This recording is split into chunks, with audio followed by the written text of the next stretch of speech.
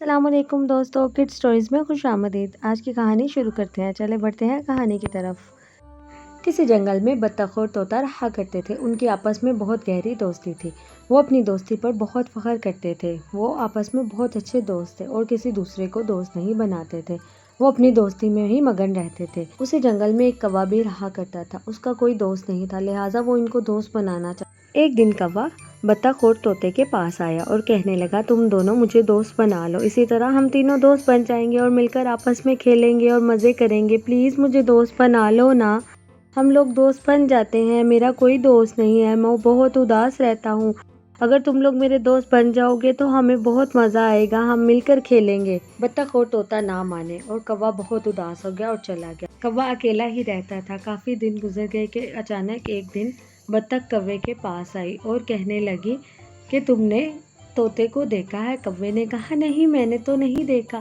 اس نے بولا کہ میرا دوست نہیں مل رہا، کافی دن ہو گئے ہیں، وہ کہیں غائب ہو گیا ہے، میں نے اس کو بہت تلاش کیا ہے، وہ مجھے نہیں مل رہا۔ آپ پریشان نہ ہو، میں جاتا ہوں اور آپ کے دوست کو ڈھونڈ کر جلدی سے آپ کے پاس لے آؤں گا۔ کوا طوطے کی تلاش میں نکل پڑا۔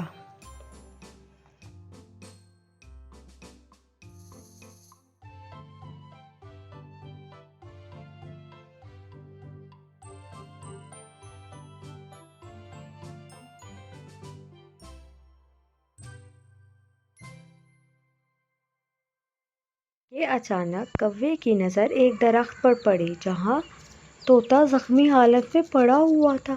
ارے تمہیں کیا ہوا ہے؟ تمہیں کس نے زخمی کیا ہے؟ طوطے نے بولا، مجھے چیل نے زخمی کیا ہے۔ وہ کیسے؟ طوطے نے بولا، میں کھانا لے کر آ رہا تھا کہ اچانک چیل نے مجھ پر حملہ کر دیا اور مجھے زخمی کر دیا۔ بطخ تمہارے لیے بہت پریشان ہے، وہ تمہارا پوچھ رہی تھی۔ بطخ کو بتاؤ کہ میں بالکل ٹھیک ہوں اور جلد ہی اس سے ملنے آؤں گا۔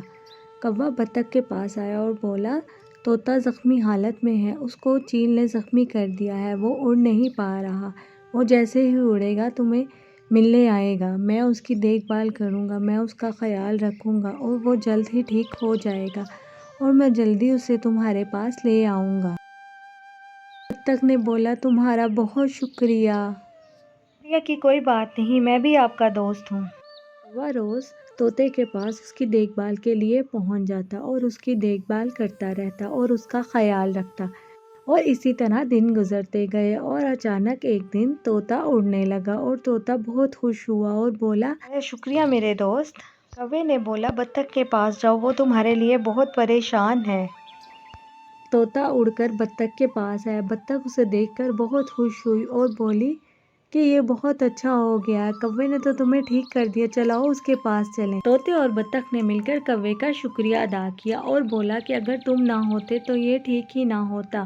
کوے نے بولا، کوئی بات نہیں، یہ میرا فرض تھا۔ تمہارا بہت بہت شکریہ، آج سے ہم تینوں اچھے دوست بن کر رہیں گے۔ اسی طرح تینوں اچھے دوست بن کر رہنے لگے اور ہنسی خوشی زندگی گزارنے لگے۔ دوستوں ملتے ہیں نیکسٹ ویڈیو میں۔ اگر آپ نے میرے چینل کو سبسکرائب نہیں کیا تو جلدی سے سبسکرائب کر دیں اور لائک مائی ویڈیو۔ ملتے ہیں نیکسٹ ویڈیو میں، تب تک کے لیے اللہ حافظ، take care, bye bye, subscribe my channel.